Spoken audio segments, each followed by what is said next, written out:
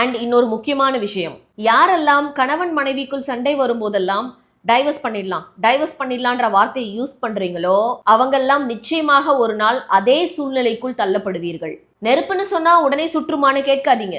சும்மா நெருப்புன்னு பயமுறுத்திக்கிட்டே இருந்தா ஒரு நாள் நெருப்பு மேல இருக்கிற பயம் போயிடும். நெருப்பு தானே, சுட்டா சுட்டுட்டு போகட்டும்ன்ற மனநிலைக்கு வந்துருவோம். ஸோ தயவு செய்து அந்த வார்த்தையை அடிக்கடி பயன்படுத்தாதீங்க. 2 பேருக்கும் பிரச்சனைனா பிரச்சனை எப்படி சரி செய்வதுன்னு யோசிங்க. அதை விட்டு பிரியணும்னு நினைக்கிறது எந்த வகையில நியாயம்? சேம் டைம் திருமணம் ஆகிட்டதாலேயோ ஆர் குழந்தைகள் பிறந்துட்டதாலேயோ நம் கணவன் ஆர் மனைவி என்ன பண்ணாலும் நம்மளை விட்டு போவாங்கன்னு அலட்சியப்படுத்துறது தவறு.